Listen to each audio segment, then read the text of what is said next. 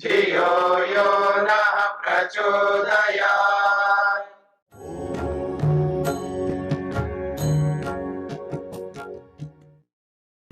ओम सभी को नमस्ते। ओम का उच्चारण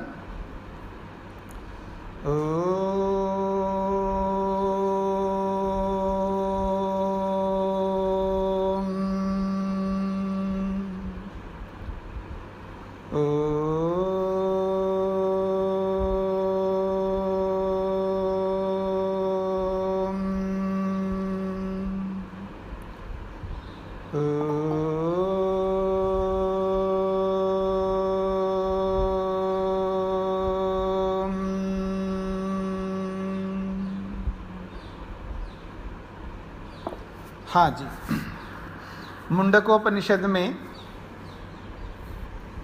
यज्ञ को लेकर के, यज्ञों को लेकर के जो कल चर्चा हमने की है,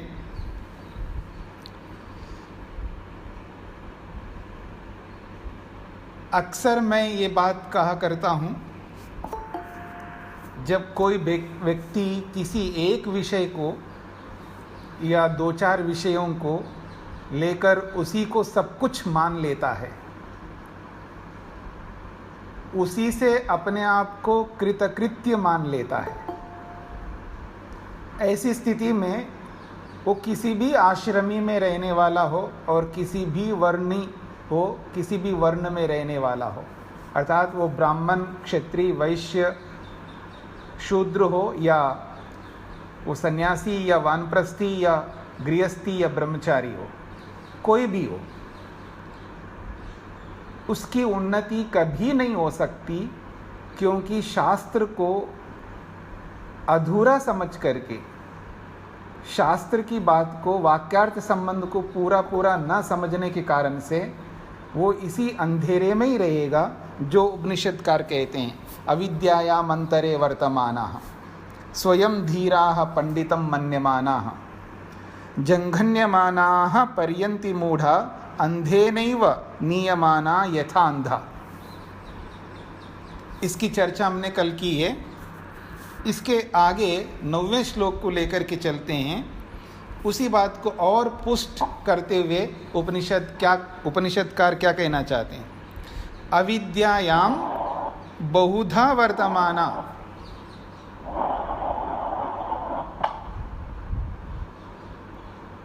वो कहते हैं अविद्यायाम बहुधा वर्तमाना वयम कृतार्थाः इति अभिमन्यन्ति बालाः यत् कर्मिणः न प्रवेदयन्ति रागात् तेन आतुराः क्षीणलोकाः च्यवन्ते।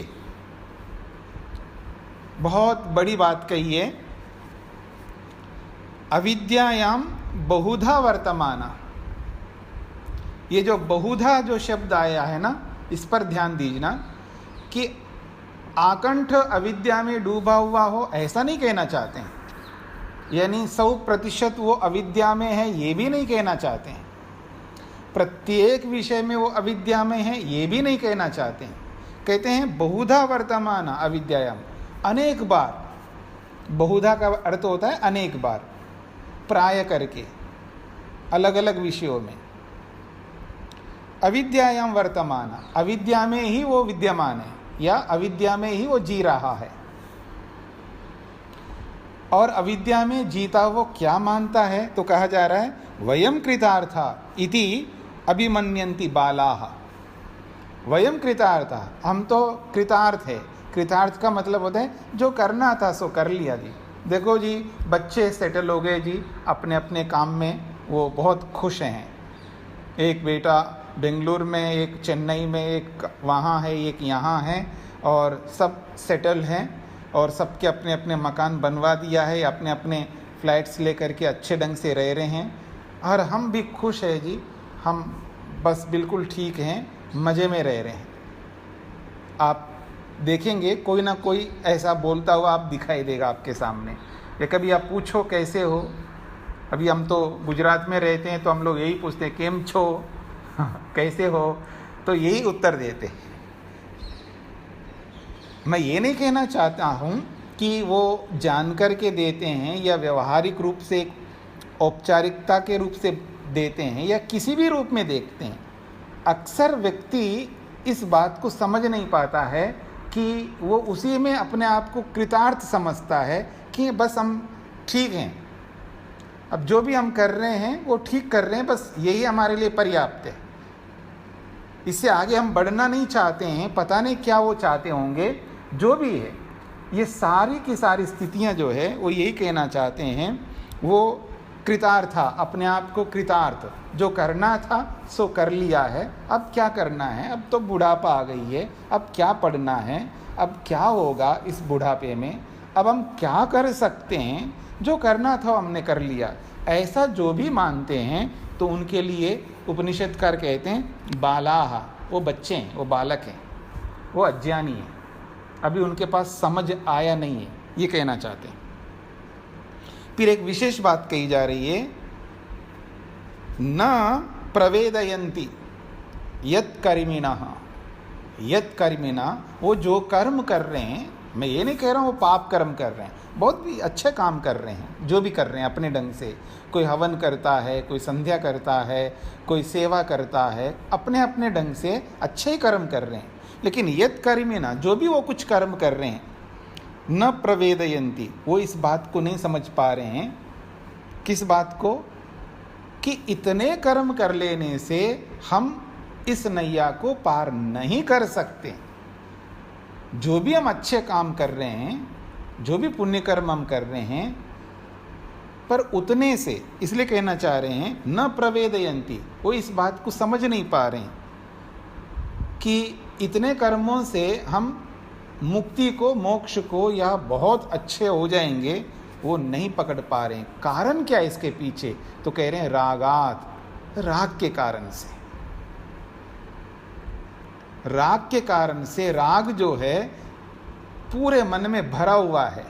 अब उस राग के कारण से वो जितने भी कर्म कर रहे हैं, उतने ही कर्मों को वो बहुत अच्छा मान करके वो चल रहे होते हैं। कभी कभी कोई कोई जब बोलता है, देखो जी हमारे बच्चे बहुत अच्छे हैं जी, आप देखेंगे ना, दुनिया को देखिएगा तो पता नहीं दुनिया कहाँ जा रही है, लेकिन हमारे बच्चे इतने अच्छे हैं, बस पूछिएगा मत, बहुत अच्छे हैं, हमें बहुत खुशी मिलती है। मैं ये नहीं कहना चाह रहा हूँ कि वो खराब है, पर वो जो अच्छे हैं उस उतने अच्छे से काम नहीं चलने वाला, मैं ये कहना चाह रहा हूँ। अच्छे हैं तो बहुत अच्छी बात है, दूसरों की अपेक्षा से अच्छे हैं, बहुत अच्छे हैं, पर हमें तुलना वो करनी है जो उनसे करनी है। जो मुक्ति को प्राप्त करने वाले होते हैं या मुक्ति तक पहुंचने वाले होते हैं, उसके आसपास जो पहुंचने वाले होते हैं, उनके साथ तुलना करनी है हमें। और बाहर के लोगों से तुलना करेंगे तो अच्छे है ही है, उसमें कोई दोहरा ही नहीं है, मैं उनको कोई खराब नहीं बता रहा हूँ। हमारा बेटा, हमारी बेटी, हमारी बहू, हमारी सास, या हमारा भाई, या देवर, देवरानी, कोई भी हमारे निकट के लोग हैं, बहुत अच्छे हैं, हमें कोई आपत्ति नहीं है, अच्छे कर्म कर रहे हैं, पर उतने अच्छे से कल्याण नहीं होने वाला है। और उतने ही अच्छे से वो ये समझ बैठते हैं कि बस हम तो बहुत अच्छे हैं जी और हम अच्छा कर रहे हैं, ये मान करके चलते हैं, तो उनके लिए क्या बाला, वो बालक हैं, वो बच्चे जैसे काम कर रहे हैं। यत् कर्मिणः, वो जो भी कर्म कर रहे हैं, उतने कर्मों को न प्रवेदयन्ति, वो समझ नहीं पा रहे हैं। कारण रागात, राग के कारण से। इसीलिए कह रहे हैं तेना, उस राग के कारण से आतुराह, वो जो दुखी होते हैं ना, आतुर का मतलब है दुखी, वो जो दुखी होते हैं, हर समय की बात नहीं हो रही, मेरी ओर देखिएगा, बीच बीच में जो दुखी होते रहते हैं, बीच बीच में, निरंतर नहीं, बीच बीच में जो दुखी होते हैं ना, वो भयंकर दुखी होते हैं। कभी कोई कारण, कभी कोई कारण, किसी न किसी कारण से ये जो बीच बीच में दुखी होना होता है ना, वो बहुत हानिकारक है, ये समझ लीजिएगा।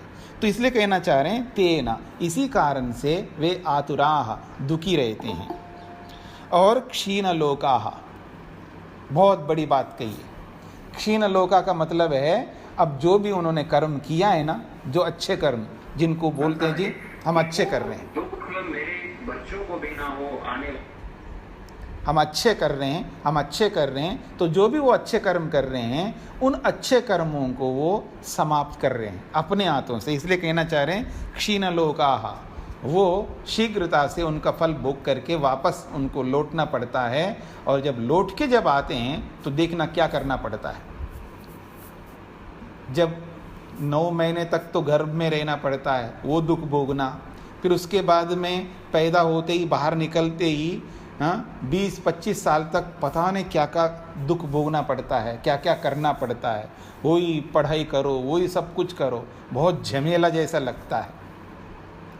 वापस फिर चले जाओ, फिर वापस वही काम करो, पर इसी तरह हमको चलता ही रहना पड़ेगा, इसी तरह चलते रहना पड़ेगा। तो ये जो चलन है, ये जो प्रक्रिया है, ये जो श्रृंखला है हमारी, ये जो साइकिल है जिसको आप बोलते हो, ये साइकिल ये निरंतर चलती रहेगी, इससे हम पार नहीं हो पाएंगे। इसलिए कहना चाह रहे हैं क्षीण लोकाः, अपने लोक को, अपने पुण्य को वो क्षीण करके वापस जल्दी जल्दी लौट करके आते हैं। इसलिए कहें च्यवन्ते, इसलिए वो च्युत हो जाते हैं, भटक जाते हैं, गिर जाते हैं, गर्त में चले जाते हैं, यानी मुक्ति को प्राप्त नहीं कर पाते।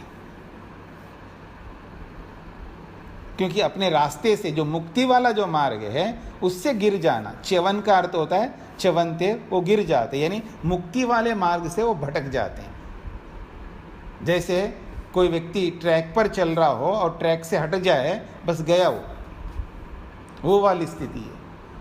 मार्ग पर जा रहे हैं, सड़क पर जा रहे हैं, राजमार्ग पर जा रहे हैं हम, बहुत बढ़िया सड़क, आजकल की सड़कें तो बहुत अच्छे बना रहे हैं। तुम जा रहे हैं और जाते जाते कोई ऐसा लेन ले लिया ना गलत, बस चलते जाओ जी, फिर वापस लौट के आना हो ना तो बहुत मुश्किल होता है। यहाँ इतना नहीं होता है, मैंने बाहर देखा है, कभी कोई लेन गलत ले लिया ना, बस जाते रहो, फिर लौट के आने में बहुत समय लगता है उसमें। तो वो वाली स्थिति हमारे जीवन के साथ चल रही है। तो इस बात को ध्यान में रख करके हमें चलना होगा। हम बहुत अच्छे हैं, इसमें कोई दो राय नहीं है, पर हम जितने अच्छे हैं उतने अच्छे से हमारा प्रयोजन पूरा नहीं हो सकता। ये दिमाग में बिठाते हुए और अच्छे बनते हुए हम और आगे बढ़ें, तब तो हम ठीक रास्ते पे चलेंगे। ये इसका भाव है। आगे कहना चाहते हैं इष्टापूर्ते, इष्टापूर्तम है, इष्टापूर्तम मन्यमाना वरिष्ठम न अन्य श्रेय वेदयन्ते प्रमूढ़ाः नाकस्य पृष्ठे ते सुकृते अनुभूत्वा इमं लोकम हीनतरम व विशन्ति। इसी बात को और स्पष्ट किया जा रहा है।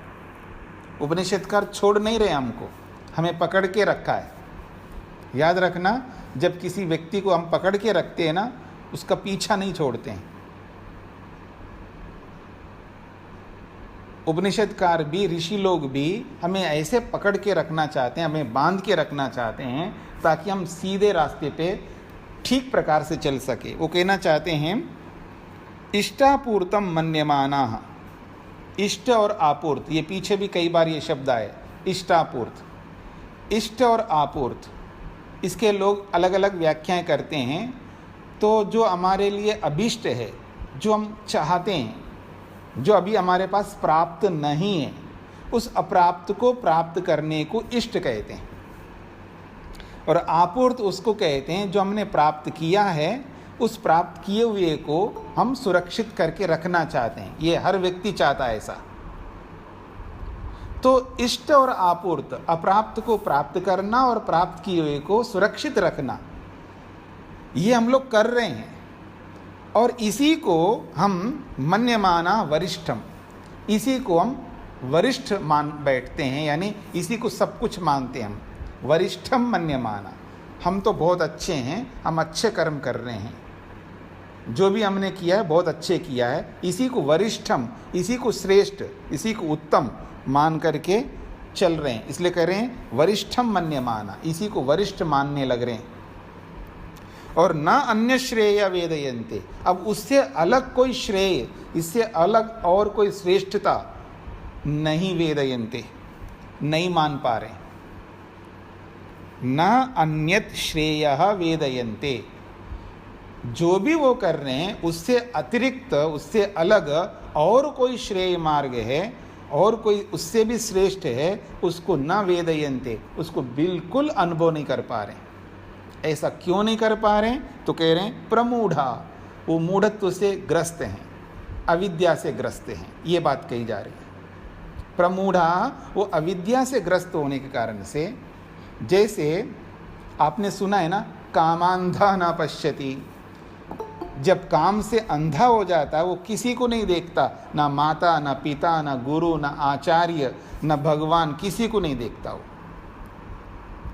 क्रोधांधो ना पश्यति, जब गुस्सा आता है ना व्यक्ति को, जब गुस्से में इतना आग बबूला हो जाता है, उसको कुछ नहीं दिखता है, सामने वाले कौन हैं उसको कोई परवाह नहीं है।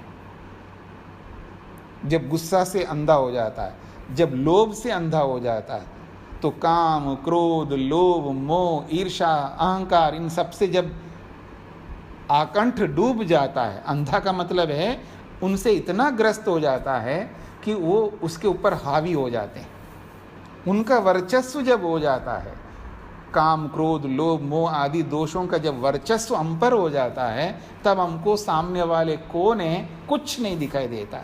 चाहे वो माता हो, चाहे वो पिता हो, चाहे वो आचार्य हो, चाहे बहुत बड़े से बड़े व्यक्ति हो, अगर कल को मान लो कि भगवान भी सामने खड़ा हो जाए ना, तो भी उसको भगवान नहीं दिखाई देगा, क्योंकि इनका वर्चस्व हमारे जीवन में अधिक हो गया। दोषों का, ये जो दोष है, दोषों का वर्चस्व जब जीवन में आ जाता है, तो हम जो कर्तव्य कर्म होते हैं, जो करने योग्य होते हैं, जो श्रेष्ठ होते हैं, उनसे हम बहुत दूर चले जाते हैं। यही कहना चाह रहे हैं, न वेदयन्ते प्रमूढ़ा, वो मोह से, मूढ़त्व से, अविद्या से ग्रस्त होने के कारण से। फिर कहना चाह रहे हैं, नाकस्य पृष्ठे ते सुकृते अनुभूत्वा, ते ऐसे ये लोग जो अपने आप को अच्छे कर्म करने वाले मानने वाले ये लोग, नाकस्य पृष्ठे सुकृते अनुभूत्वा, नाक कहते हैं सुख को, नाक का अर्थ होता है सुख। तो जो भी उन्होंने अच्छे कर्म किए तो किए, अब कर्म जो करता है व्यक्ति वो निष्फल तो होंगे नहीं। कर्म कभी भी, कर्म किए हुए कर्म निष्फल नहीं होते, अर्थात जो हमने कर्म किया है वो बिना फल दिए समाप्त नहीं होने वाले, चाहे वो अच्छे हो या बुरे हो, वो कितने ही अच्छे हो या कितने ही बुरे हो। अगर हमने कर्म कर दिया, जो मानसिक रूप से किया हो या वाचनिक रूप से किया हो या शारीरिक रूप से किया हो, किए हुए कर्म कभी निष्फल नहीं होते। अर्थात अगर कर्म किया है और फल दिए बिना वो समाप्त हो जाए, ऐसा नहीं हो सकता, इसका ये अभिप्राय है। तो इसलिए कह रहे हैं नाकस्य पृष्ठे ते, ऐसे वो लोग नाकस्य पृष्ठे, नाक के पीठ पर बैठ करके, यानी सुख पर आसीन हो करके। अब नाक का यानी सुख का पीठ क्या होता है जी? पीठ तो कुछ नहीं होता है, इसका ये अर्थ होता है उस नाक रूपी यानी उस सुख रूपी पीठ पर बैठ करके, अर्थात उस सुख पर विद्यमान हो करके या उस सुख का उपभोग करते हुए। और वो कैसा सुख है, किस कारण से सुख मिल रहा है? सुकृते, उनके अच्छे कर्मों के कारण से, उनके सुकृत के कारण से। सुकृत कहते हैं अच्छे कर्म, तो सुकृते उनके अच्छे कर्मों के कारण से नाकस्य पृष्ठे, सुख पर विराजमान होकर के, उस सुख का उपभोग करके, फिर क्या होगा? इमम लोकम, फिर वापस इसी लोक में उनको आना पड़ता है। और इतना ही नहीं, हीनतरम वा, इससे भी नीचे जा सकता आदमी। हीनतरम का मतलब है जिस लोक में आज हम हैं, देखिएगा आज आप पढ़ पा रहे हैं, सुन पा रहे हैं, घरों में विद्यमान हैं, जो भी सुख सुविधाएं हमको चाहिए, खाना पीना आदि, आने जाने के साधन, सब कुछ है ना हमारे पास में आज। और जिनके पास ये है नहीं है वो कितने दुखी होंगे। तो आज हमारे पास जो कुछ भी है ये बहुत कुछ अच्छा है, पर कह रहे हैं वापस यहीं आएंगे दोबारा हम। फिर कह रहे हैं हीनतरम वा, इससे भी नीचे जा सकते हैं। आज जिस स्थिति में हैं हम लोग, आज जिस स्थिति में भी है, जिन सुख साधनों में विराजमान हो रहे हैं और इन सुख साधनों का प्रयोग कर रहे हैं, आज कोरोना के कारण से पूरा विश्व प्रभावित है। और जिनको कोविड-19 आया है, फिर ठीक हो गए होंगे, फिर भी लोगों को आ ही रहा है। मान लो हम सुरक्षित आज हैं तो अपने कर्मों के कारण से। आज जो कुछ भी हम अच्छे कर्म कर रहे हैं वो भी हमें आगे अच्छा ही करेगा। लेकिन ये कहना चाह रहे हैं, उन अच्छे कर्मों का फल भोग करके वापस यहीं पर आ जाएंगे, फिर इसी दलदल में जन्म लेना होगा, फिर वही सारे काम करने होंगे। अथवा हीनतरम वा, इससे भी नीचे जा सकते हैं। इससे नीचे क्यों जा सकते हैं? इससे नीचे इसलिए जा सकते हैं क्योंकि हम बीच बीच में ऐसे भी कुछ करामत कर बैठते हैं ना, जो नहीं होने चाहिए हमारे से, वो भी कर बैठते हैं। बाद में ये अलग बात है, बाद में बैठ कर के रोते हो मैंने बहुत गलत किया, देखो जी मैंने आपके साथ गलत बोला है, मेरे को ऐसा नहीं बोलना चाहिए था, ऐसा बाद में पश्चाताप करते हैं ना। तो ये जो बीच बीच में किसी ना किसी के साथ जो भी कुछ करते हैं, और वो करना यदि ऐसे ज़्यादा होता जाए तो कहना चाह रहे हीनतरम वा, इससे भी आज जिस स्थिति में इससे भी नीचे जा सकते हैं।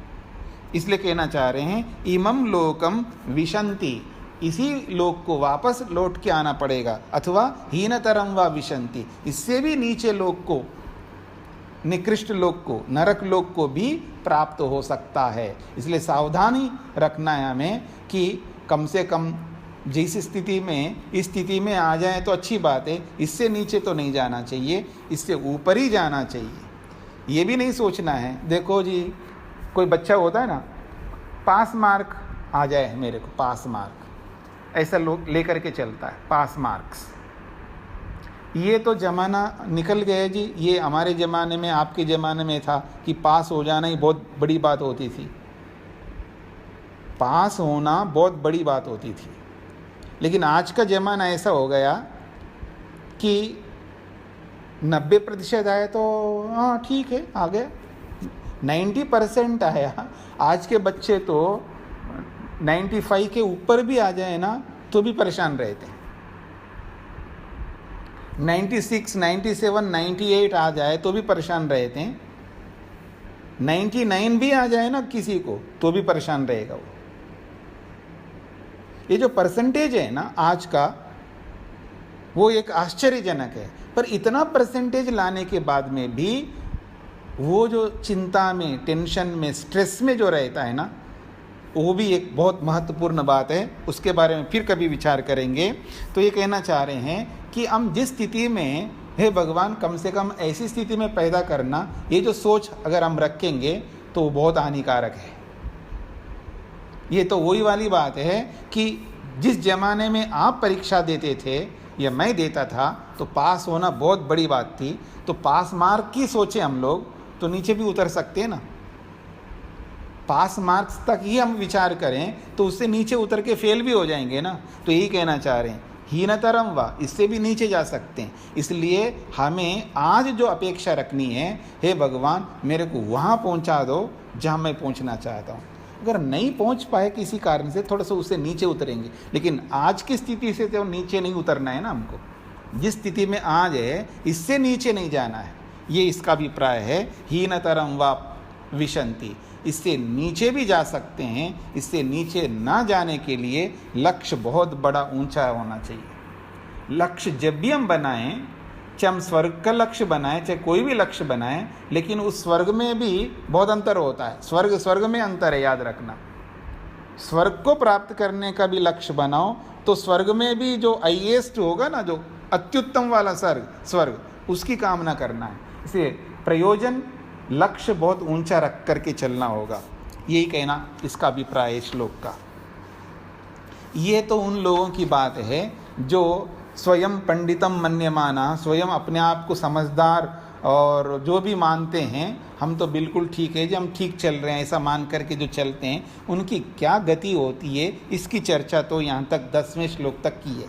अब हम आगे बढ़ते हैं। इससे ऊपर उठ कर के जो लोग चलते हैं वो कैसे चलते हैं, उनकी क्या स्थिति होती है, उसकी चर्चा कर रहे हैं, उसको समझने का प्रयत्न करेंगे। तपः श्रद्धे ये ही उपवसन्ति अरण्ये शान्ताः विद्वांसः भैक्षचर्यां चरन्ति सूर्यद्वारेण ते विरजाः प्रयान्ति यत्र अमृतः सः पुरुषः ही अव्ययात्मा। तो कह रहे हैं ये जो लोग तपः श्रद्धे ही उपवसन्ति, जो लोग तपस्या में श्रद्धा में ही जीवन बिताते हैं, तपस्या करने में अपने आप को लगाते हैं, या यूं कहूं मैं तपस्या करना वो अपना सौभाग्य मानते हैं, तो कहा जा रहा है तपः श्रद्धे। ये द्विवचन में, श्रद्धा स्त्रीलिंग में है ना, तो द्विवचन में श्रद्धे बन जाएगा। तपः श्रद्धे यानी तप और श्रद्धा में ये जो लोग ही निश्चित रूप से उपवसंती विराजमान रहते हैं, यानी अपने जीवन में तपस्या से ओतप्रोत और श्रद्धा से ओतप्रोत रहते हैं। और करते क्या है? अरण्य, फिर वो अरण्य में जाते हैं, एकांत में जाते हैं। अरण्य जो शब्द है, अरण्य, वो एकांत का प्रतीक है, वो एकांत हो जाते हैं। याद रखिएगा, जब हमें कुछ विशेष योग्यता को प्राप्त करनी होती है, कुछ विशेष हमको करना होता है, तब अपने आप को एकांत करना पड़ता है, कुछ समय के लिए, सदा के लिए नहीं, हमेशा के लिए नहीं है। इस बात को भी समझना। लोग अक्सर ये समझा करते हैं अक्सर लोग कि पहले ऋषि लोग या मुनि लोग या साधु लोग या योगी लोग, तपस्या करने वाले या साधक लोग जंगलों में ही रहा करते थे। मेरी बात को समझने का प्रयत्न करना।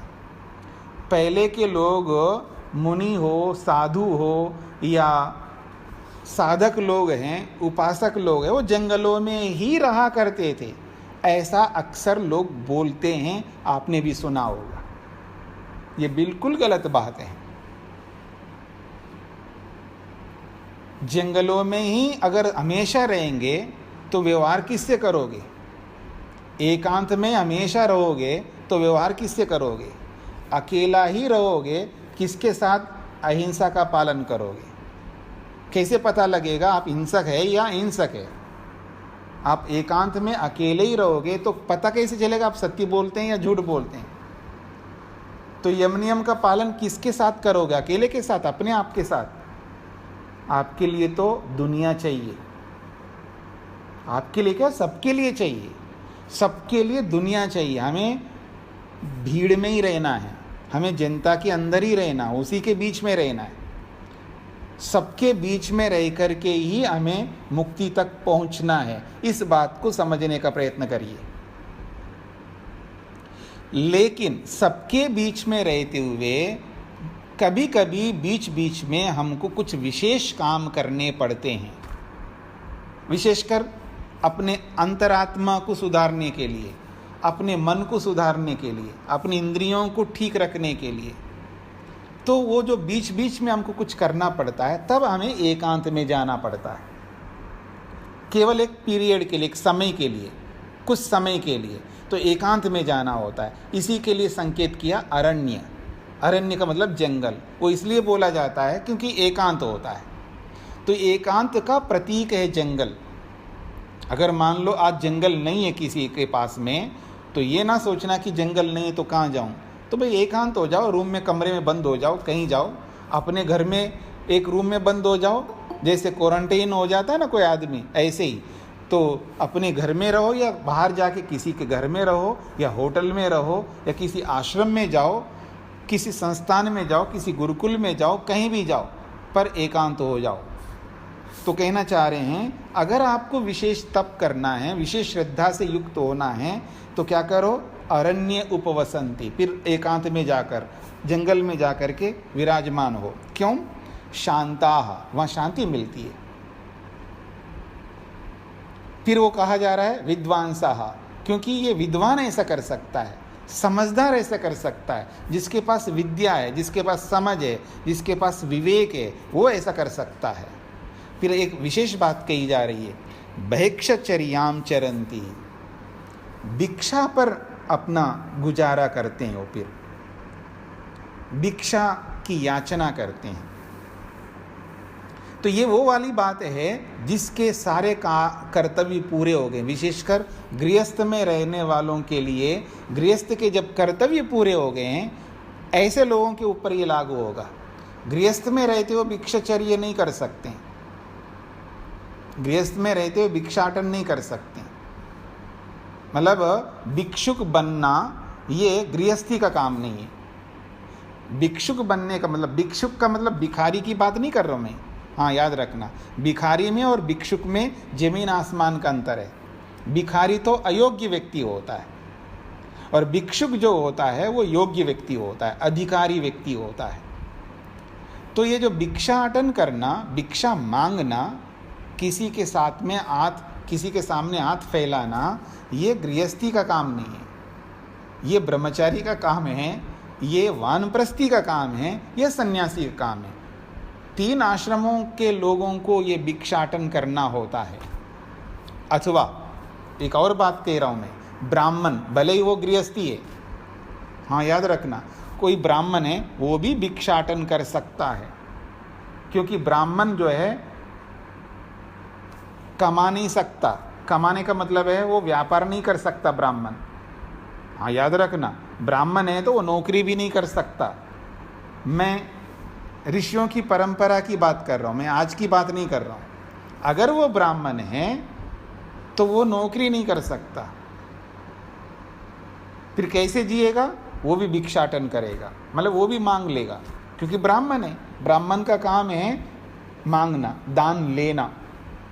तो चाहे वो ब्राह्मण है, गृहस्थी भले हो, वो ब्राह्मण है तो उसको भी मांगने का अधिकार है। बाकी क्षत्रिय है, वैश्य है, शूद्र है, ये सारे गृहस्थी जो बाकी लोग हैं वो नहीं मांग सकते। तो ये कहना चाह रहे हैं, या तो ब्राह्मण हो अथवा ब्रह्मचारी या गृहस्थी या वानप्रस्थी है, गृहस्थी नहीं, ब्रह्मचारी, वानप्रस्थी या सन्यासी है, अथवा गृहस्थ में तो है, गृहस्थ के कर्तव्य पूरे तो हो गए फिर भी घर में बैठे हुए हैं, चाहे वो लोग हो, उनको एकांत में जाना होगा। अगर उनका अपना कुछ है तो अपना खर्च करेंगे, नहीं है तो वो मांग सकते हैं। तो कहना चाह रहे हैं भिक्षचर्याम चरंती, भिक्षाटन करना। याद रखना, भिक्षा मांगना एक बहुत बड़ी योग्यता है। मतलब मांग के खाना या दूसरों के सामने हाथ पसारना ये छोटा मोटा काम नहीं है, ये अधिकारी का काम है। भिखारी तो है ही नहीं, वो अधिकारी है, तो उसका कर्तव्य है, उसका दायित्व है।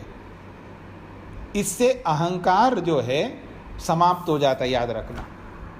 और अहंकार को समाप्त करना मुक्ति का एक बहुत बड़ा साधन है। मेरी बात को समझने का प्रयत्न करना। अहंकार को समाप्त करना, अहम भाव को मिटाना, ये मुक्ति की ओर बहुत तेजी से ले जाने वाला है। इसलिए ऋषियों ने क्या, परमात्मा ने व्यवस्था की है कि ईश्वर की ये व्यवस्था है, यदि हमें ईश्वर तक पहुंचना है तो एक दिन ऐसा हमारे जीवन में आना चाहिए, उस समय हमें दूसरों के आश्रित रहना पड़े। इसका अर्थ है भिक्षा लेना होगा और भिक्षाटन करके ही जीवन गुजारना होगा, तो बहुत आगे जल्दी बढ़ सकते हैं। इसी के लिए जगह जगह पर ये निर्देश करते हैं। तो जो तपस्या, श्रद्धा को लेकर के एकांत, अरण्य आदि स्थानों में रहते हुए शांति से, शांतत्व को अपने जीवन में उतारते हुए और विद्वत्ता को अपने जीवन में लाते हुए भिक्षाटन जो लोग करते हैं, और ऐसा करते हुए जो विशेष योग्यताओं को प्राप्त करेंगे, फिर वो योग्यता को प्राप्त करके वापस जनता के बीच में, सब लोगों के बीच में फिर वापस आते हैं, ताकि वहाँ पर जो विशेष योग्यता को प्राप्त किया है उस योग्यता को सबके बीच में बांटना है, या सबके बीच में उसका उपयोग करना है। उसको अपने आप में देखना है कि हमने जो योग्यता प्राप्त की है, अब ये सबके बीच में उसका प्रयोग कर सकता हूँ, नहीं कर सकता हूँ। नहीं कर पा रहा हूँ, इसका मतलब अभी कमी है। ऐसा समझ करके चलना होगा।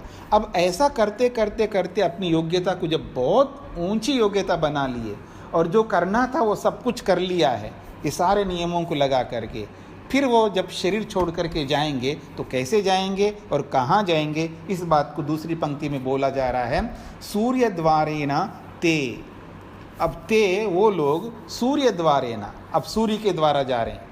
जो पीछे आपने सुना है ना, सूर्य की रश्मियाँ जो है उनको ले जाते हैं या ले जाती हैं, वही वाली बात कही जा रही है कि ते सूर्य द्वारेण, वो सूर्य के द्वारा या सूर्य की रश्मियों के द्वारा वो चलते हैं। क्यों? विरजाः, क्योंकि वो रज रहित हो गए हैं। रज कहते हैं मलिनता को। ये जो रज शब्द है ये मलिनता के लिए प्रयोग में आता है। तो वो विरजा यानी मल रहित हो गए हैं। अब उनके मन में कोई मल नहीं है। मल का मतलब है राग द्वेष आदि नहीं है, अविद्या अस्मिता राग द्वेष अभिनिवेश नहीं है, काम क्रोध लोभ मोह ईर्षा अहंकार नहीं है, किसी को नीचे दिखाना, बुरा मान जाना, हाँ, और जो बहुत सारी चीज़ें जो दोष हैं, दोष हमारे जीवन में है, कोई दोष नहीं रहेगा क्योंकि मल ही नहीं है, रज ही नहीं है उसके जीवन में। इसलिए वो विरजा हो गए यानी मल रहित हो गए। इसलिए सूर्य द्वारेण, वो सूर्य के रश्मियों के द्वारा प्रयान्ति, वो प्रस्थान करते हैं। सूर्य की किरणों के माध्यम से प्रयान्ति, वो प्रस्थान करते हैं।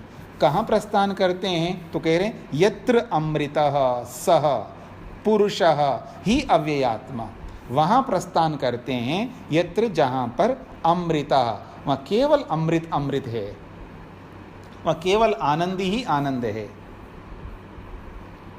सह पुरुषा, वो आनंद ही आनंद कौन है? तो कहा सह पुरुष, वो पुरुष है, परमात्मा है।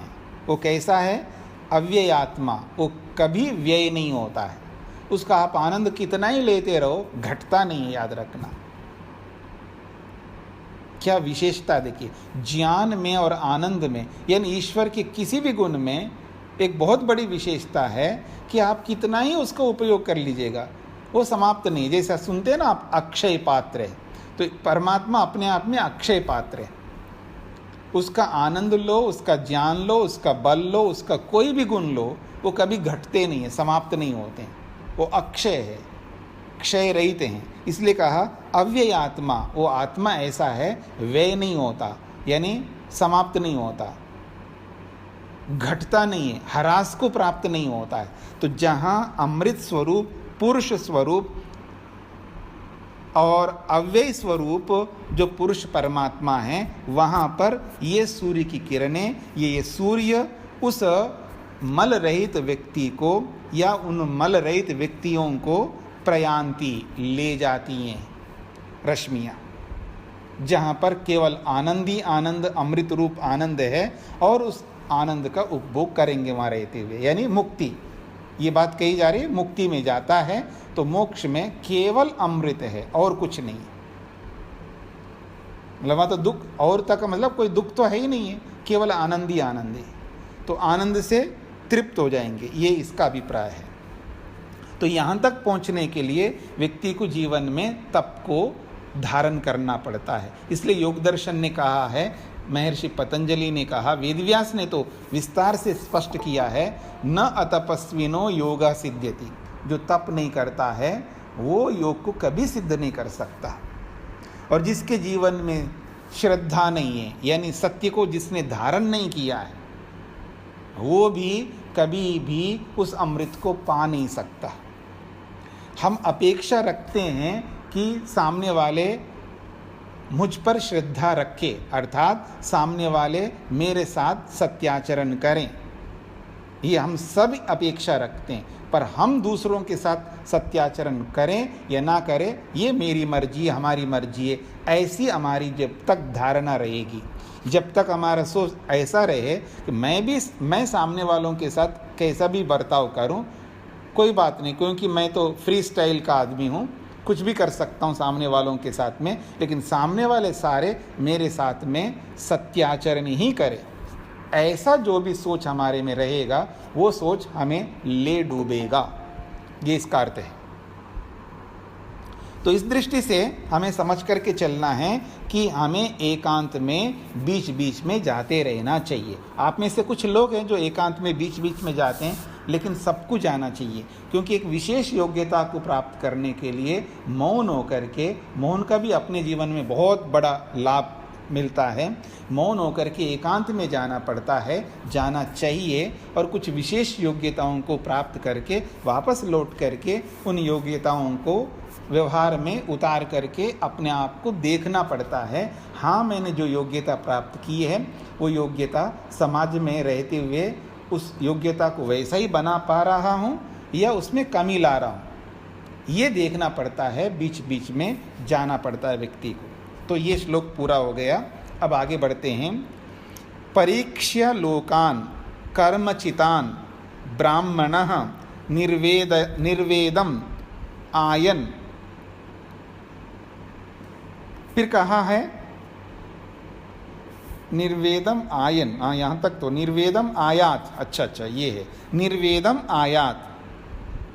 फिर कहा न अस्ति अकृता कृतेन तद विज्ञानार्थम सह गुरुम एव अभिगच्छेत समित पाणि श्रोत्रियम ब्रह्मनिष्ठम। बहुत बड़ी बात कही है। कहता है श्लोक, परीक्ष्य लोकान कर्मचितान ब्राह्मणः। ब्राह्मण का अर्थ होता है विद्यावान। ब्राह्मण शब्द के बहुत सारे अर्थ होते हैं। एक ब्राह्मण तो वर्ण के कारण से ब्राह्मण है, पर यहाँ ब्राह्मण का अर्थ वर्ण के कारण से नहीं है, ये विद्या के कारण से। जो विवेक अपने जीवन में रखता है ना, उसको भी ब्राह्मण कहते हैं। अगर आप में से कि योग जिन लोगों ने पढ़ा है और उनको स्मरण आता हो, योग में जगह जगह पर योगी व्यक्ति के लिए ब्राह्मण शब्द का प्रयोग किया है, योगी व्यक्ति के लिए। तो विवेकी व्यक्ति को भी ब्राह्मण कहते हैं। ब्राह्मण शब्द यहाँ योगिक है। योगिक का मतलब है जो ब्रह्म में स्थित रहता है, उसका नाम ब्राह्मण है। यहाँ वर्ण की दृष्टि से, रूढ़ी शब्द की दृष्टि से या योग रूढ़ी की शब्द से नहीं है। यहाँ पर यहाँ ब्राह्मण शब्द का है जो ब्रह्म में स्थित है, जो ब्रह्म में रहता है, ऐसे ब्राह्मण के लिए बात बोला जा रहा है। ब्राह्मणा, वो जो ब्राह्मण हैं, लोकान परीक्षा, लोगों का परीक्षण कर लेता हो। कैसे लोगों का? कर्मचितान, जो कर्म है, जो संचित कर्म करता है ना, जो भी कर्म करता है व्यक्ति, कर्मचितान, जो कर्मों को एकत्रित करता है अपने जीवन में, जब से होश में आए तब से, अथवा जब से विवेक हुआ है तब से। बातों को समझने का प्रयत्न करना। दो बातें हैं।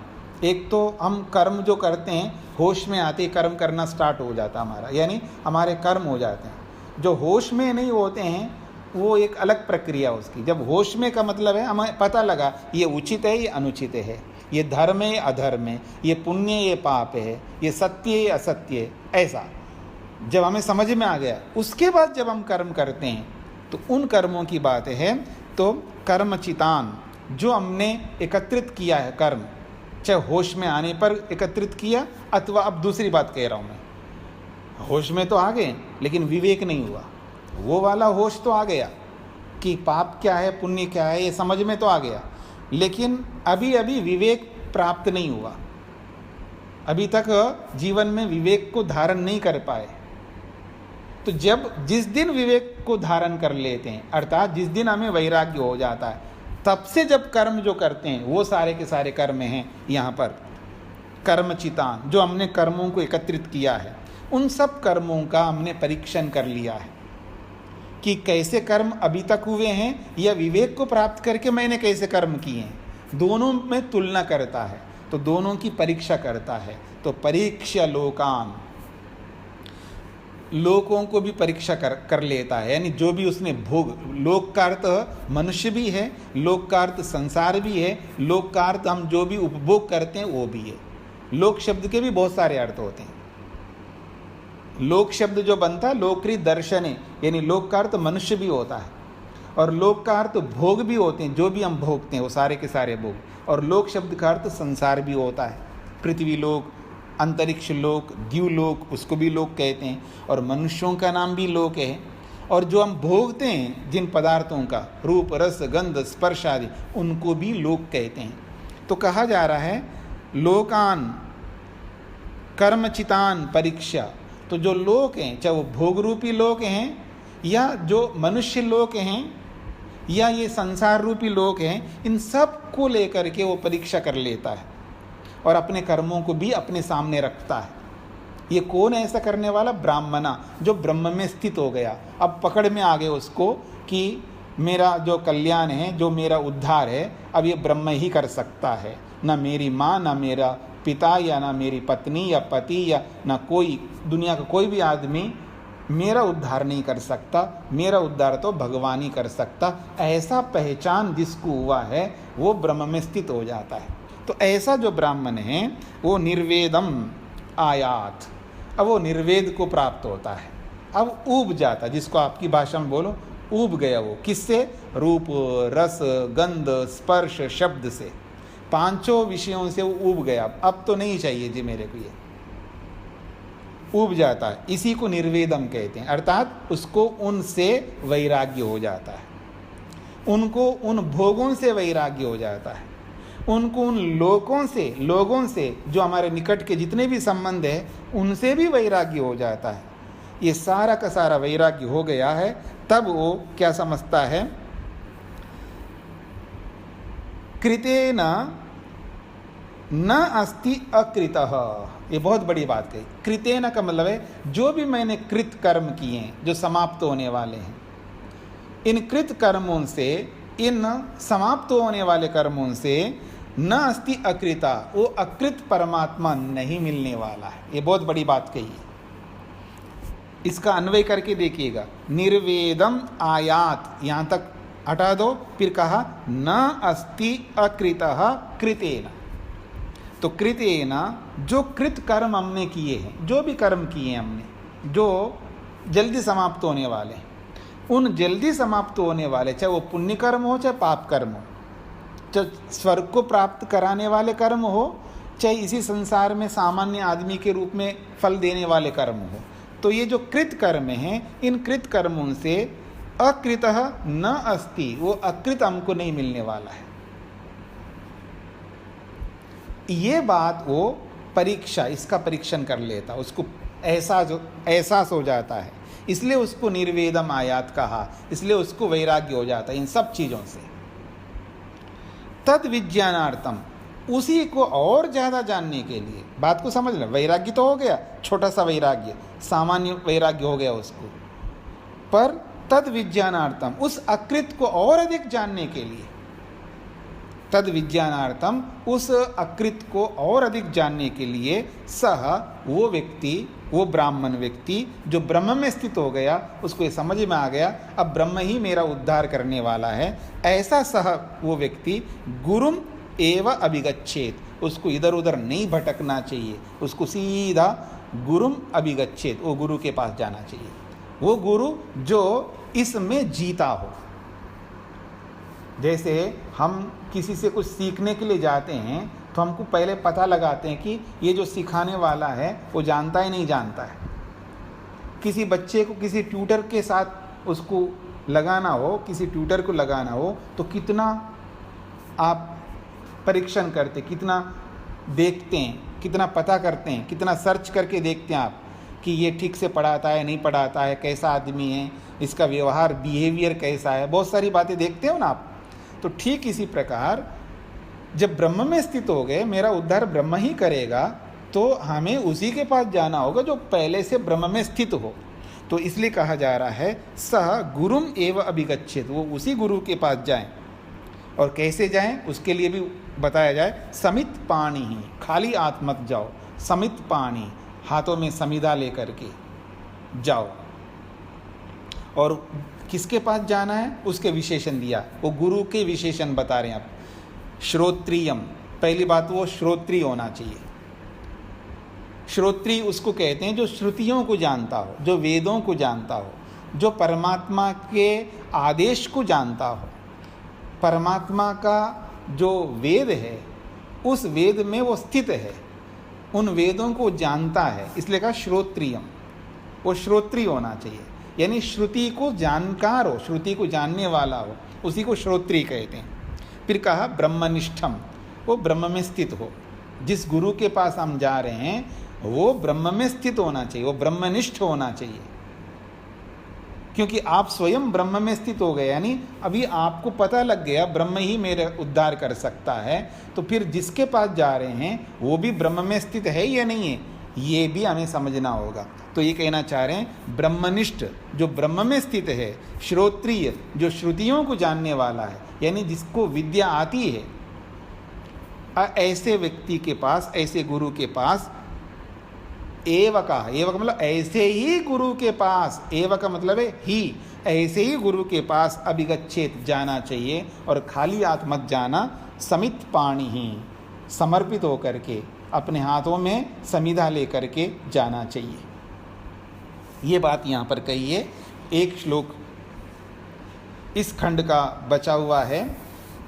अब ऐसे गुरु के पास जब व्यक्ति जाता है, ब्राह्मण बन करके जाता है, तो उसके लिए गुरु क्या कहना चाहता है। अब गुरु की बारी आई है। तस्मै सह विद्वान उपसन्नाय सम्यक प्रशांत चित्ताय शमान्विताय येन अक्षरम पुरुषम वेद सत्यम प्रोवाच ताम तत्वतः ब्रह्म विद्याम। बहुत बड़ी बात कही है गुरु की ओर से। सह का मतलब वो गुरु जो ब्रह्मनिष्ठ है, श्रोत्रिय है, वो गुरु तस्मै उस व्यक्ति के लिए जो उसके पास आया, इसलिए कहा तस्मै।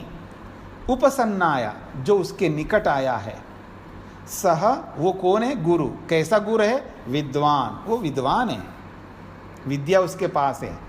तो सह विद्वान, वो गुरु रूपी विद्वान, तस्मै उपसन्नाया उस व्यक्ति को जो उस गुरु के निकट आया हुआ है, उस व्यक्ति के लिए।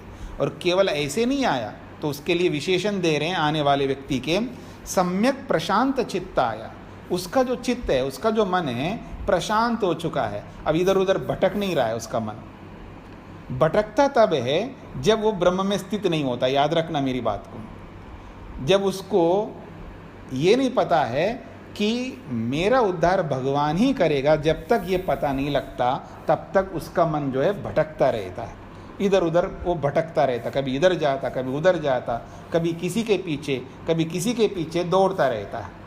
अब उसको पता लग गया कि ब्रह्म ही मेरा उद्धार करता है, अब उसका मन भटक नहीं सकता, इसलिए कहा सम्यक प्रशांत चित्ताय।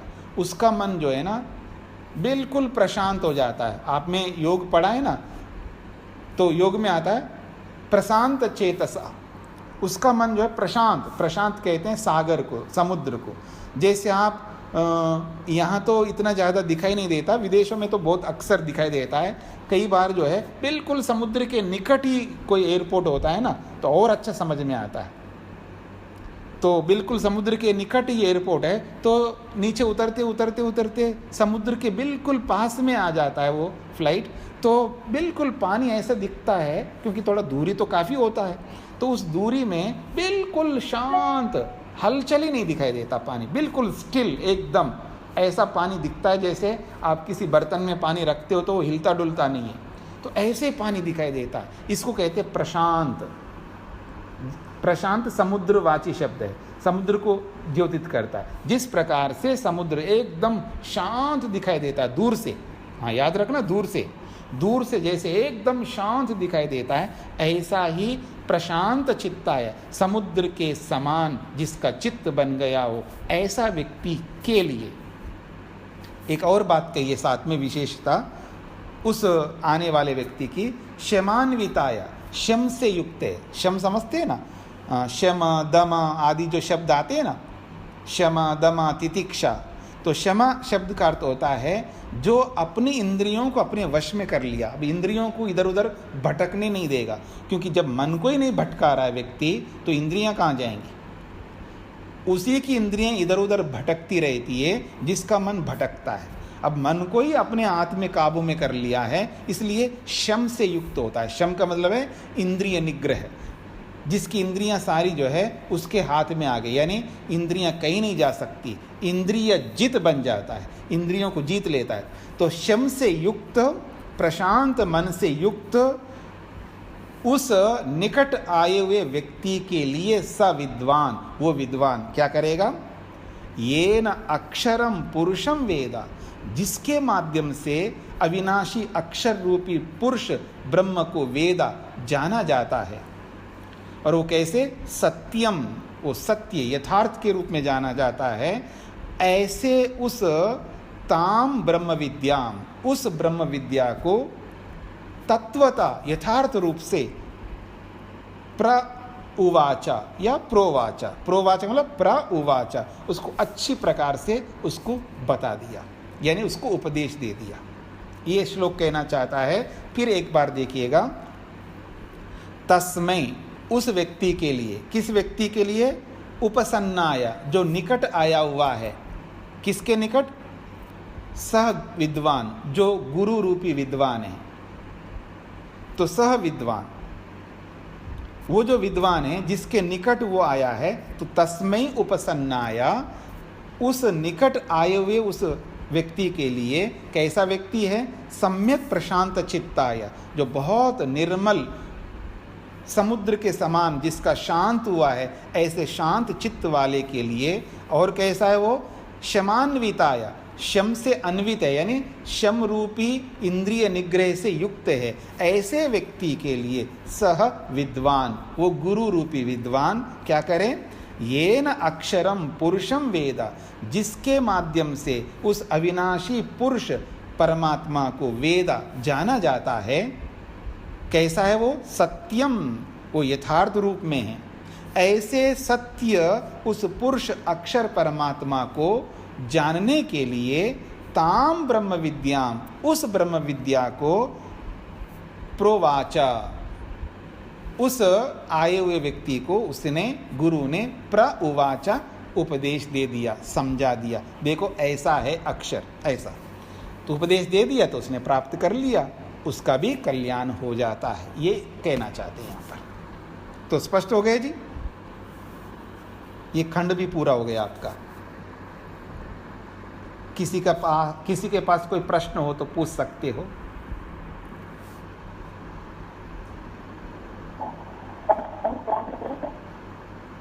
हाँ, आवाज स्पष्ट नहीं आ रहा है। योगेश जी, आपकी आवाज नहीं आ रही कल की तरह, आपका म्यूट हो गया है।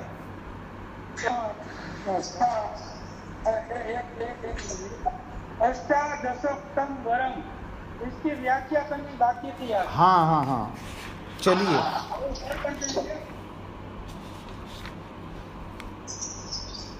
श्लोक संख्या बताइए।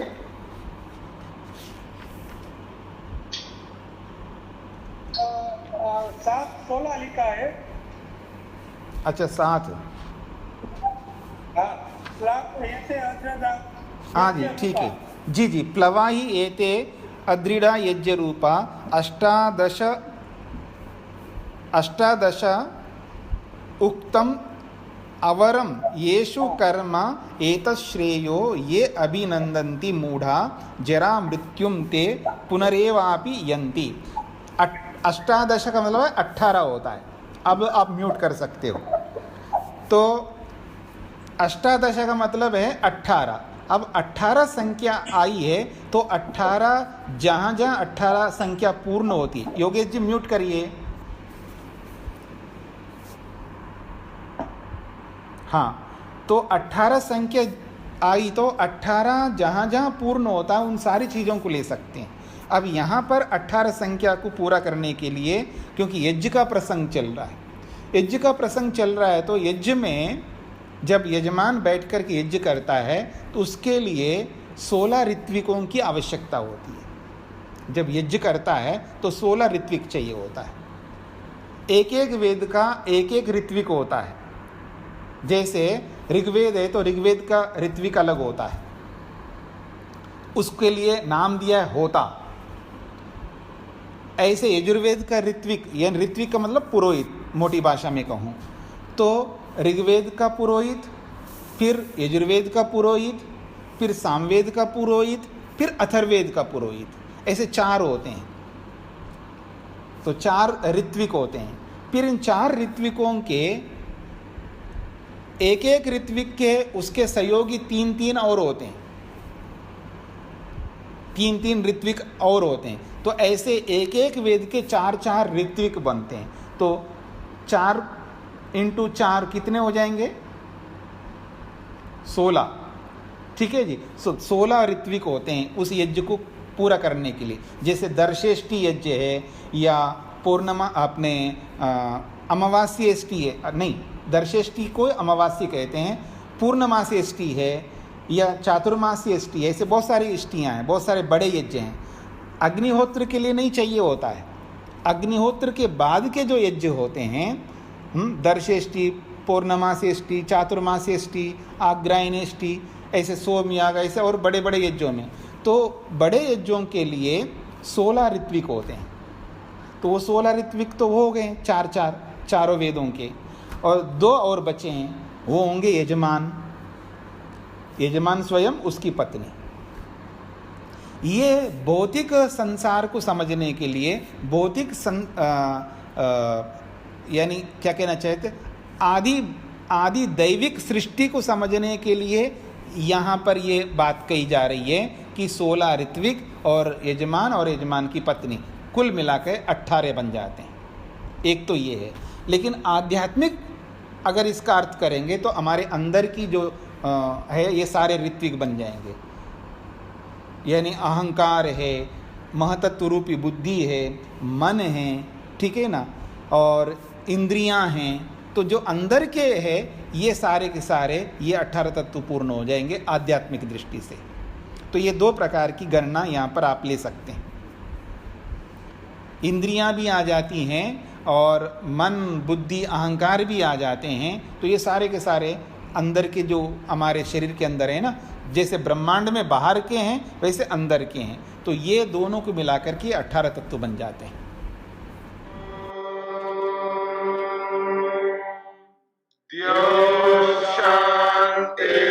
शांतिरंतरिक्षं शांति पृथिवी शांतिरापः शांतिरोषधयः